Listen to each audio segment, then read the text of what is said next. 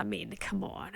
Bruno, classic Bruno. Why are we all up in arms? I don't know. Classic Bruno behaviour, housery. I tell you what I wanted to mention, and we'll come on to that, is the Wigan goalkeeper. Yeah. He's just got one of the greatest names in football, hasn't he? Sam Tickle. Tickle. Mr. Tickle. Do you still have Mr. Men books? Because you've got twins. Yeah, I've got a Mr. Twins book. Actually, funnily enough, that they got when they were young. Little Miss Twin, Little Mr. Twin. I absolutely used to love them for my kids because they were just short enough to read, and the words were short enough for me to understand. I was going to call Coisty Mr. Busy, but, that's gone down the pan now, He's probably with Mr. Tickles now. Taking his old time, isn't he? Yeah. I think I was always, I don't know, was there a Mr. Tubby? Yeah, I think that would have been it. Oh, come on, Jeff. Don't speak about yourself like that. No, it's true. Look, we'll get into that penalty later because, I've heard Adrian's rant and I've heard Danny's rant. Did you think it was a penalty? Yeah, the game today, it's a penalty, right? It is a penalty. Yeah, I thought it was a penalty. Just don't do it, but it's never a penalty at the same time. Does that make sense? It is what it is these days. He tripped him in the box and people say it's not a non-contact sport. I know, and there should be contact within the penalty area. Of course there is. Arm to arm, a bit of grappling here, there and everywhere. But when it's a trip and he didn't catch a great deal of his foot, but he caught his foot, and the boy's gone down, and I thought it was a penalty and there were no real complaints from Sean Maloney afterwards. Yeah. What's funny is that Bruno's holding his shin. It's the diving tactics of Bruno Fernandes. This is what he does. It's how he's trained. It's how he's been raised as a footballer in Portugal. But he's hit the end of his toe. Shaw's hit his toe, and Bruno's holding his shin. So yeah, we know he's diving, but he's brought him down in the box. That's just the way it is these days. Main talking point after the game, of course, that penalty they were awarded to make it 2-0 after Bruno Fernandes went down in the box. Here's talkSPORT's voice of live football, Edwin Durham, having his say on the incident.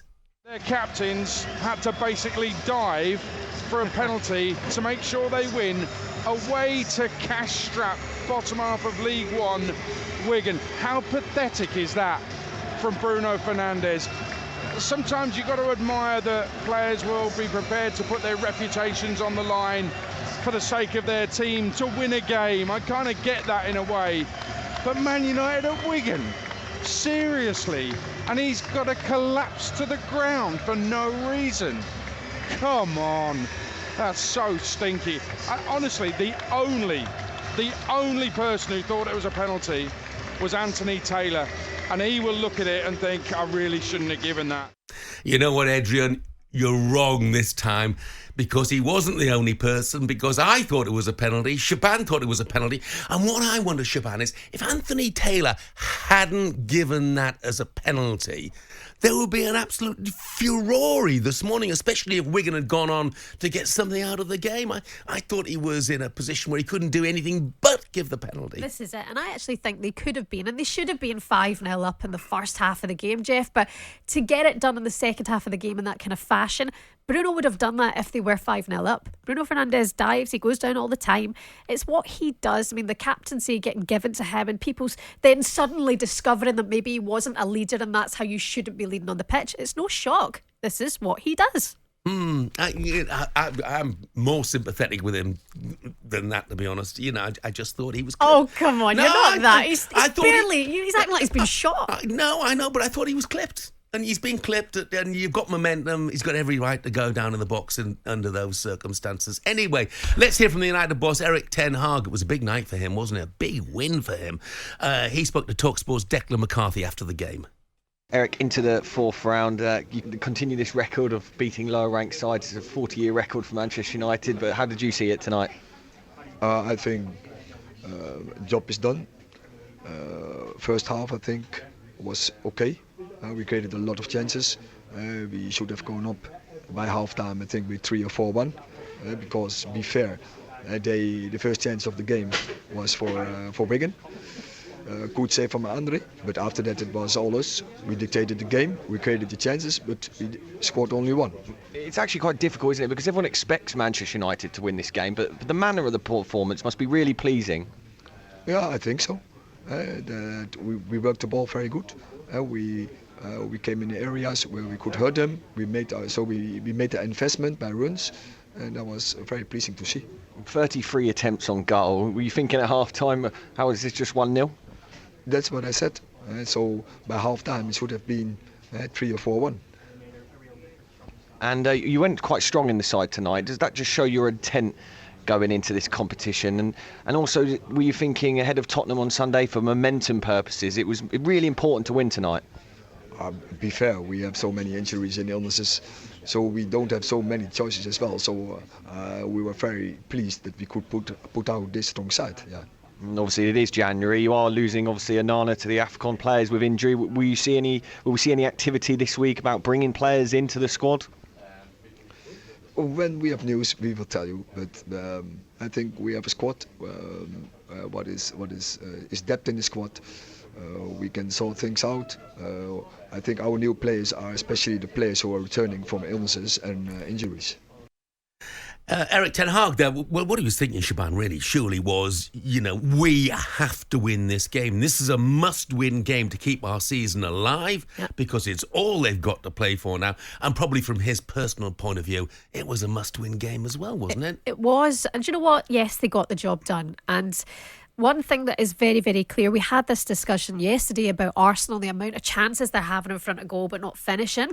And we saw that again yesterday from Manchester United. I'm ever so slightly now concerned about Rasmus Højlund. Sitters, Jeff.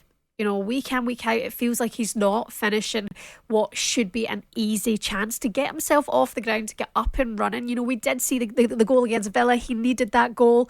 But then you think, right, we need more. There's an expectation now. You look at Marcus Rashford. There was callers to the sports bar last night who were not impressed with his performance. It feels like the fans are now going, okay, Marcus, it's time now to pull up the big boy socks and show us what you can do.